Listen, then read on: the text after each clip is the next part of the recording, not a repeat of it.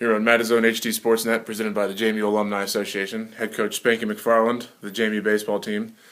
Coach, you just wrapped up the fall season, kind of got your first look at everybody back on campus, got your first look at the freshmen. How'd the team do this fall from what you saw? Well, I thought we had a really good fall. It was a culmination of a lot of things. We had to, first and foremost, we changed some things around, coaching-wise, some coaching duties, some organizational things. Just, we've had a couple rough years in a row, and I just wanted to make some changes. So we made some changes. The next thing we had to do after that was, get the players to buy into those changes. And I think the mission was accomplished on that. I think the guys really accepted the change and embraced it. So that's good. And then, we had our 5 weeks of fall baseball, and I thought the guys played well against each other, competed. Some did better than others, obviously, but it was good. Good games. Guys got after it pretty good. And the other two components would be our academics, which I feel we did a really good job with that. Just making sure that the guys were getting to class, attending study hall, just doing all those things, especially for the freshmen, which we have quite a few of. And then the final component was we have a thing called a fall challenge, where once a week we'll do some kind of a physical, mental, or a team building kind of a activity, just to encourage guys to compete, get after it, just grow as individuals and grow as a team. And I thought those went fantastic. So overall, I thought it was a really good fall. Now, are we where we need to be yet? No, but we made great strides. Really started the spring schedule a couple weeks back. A lot of home games early, a lot of good opponents, and then moving into conference season. Talk about the spring schedule and what you're expecting in terms of how that impacts the season.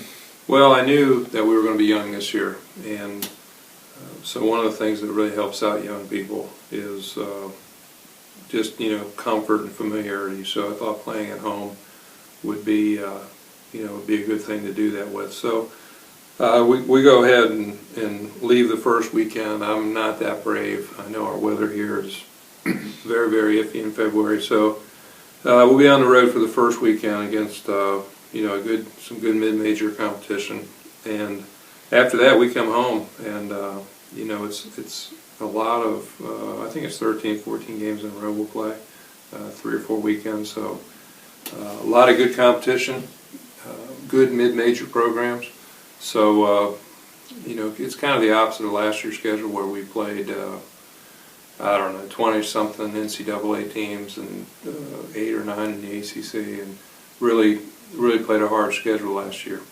And this year it'll be more people the same as us. So I thought, maybe that would be a good thing for the young guys, kind of get their feet wet, and to help us, because the fall is so short that 5 weeks we end up playing maybe 12 games, 6 maybe 14 games. We still have some roles that aren't quite in stone, so we can also use that first month of the season to try to get established, especially on the pitching side.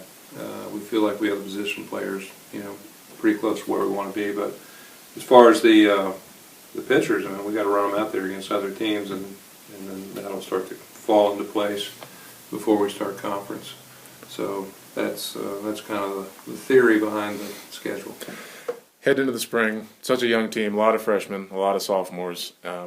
What are you looking for from your team moving into the 2015 season, both on the field and the mentality of the team? Well, first of all, I think we had a very good recruiting class, and I think it shows, because there's going to be several freshmen who are going to be playing. And combine that with the last couple of years, we've had some good classes. So we are young, but I like to think we're talented, and more importantly, I like to think that they're hungry, they want to win, they want to get better, and so they're all buying in. And the basic philosophy that we have is, the best 9 will start, and that's the best. It's not just the best 9. We don't just determine that for a season. It's really more the best 9 for that particular game.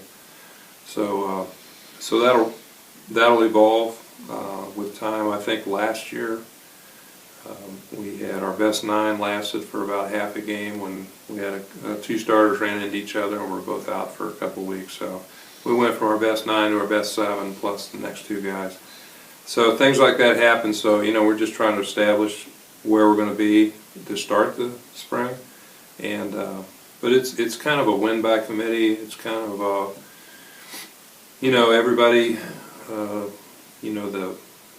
the sum is greater than all its parts, so we're really trying to mix and match and just to put all these young kids in the best position to succeed, and hopefully that'll work for us.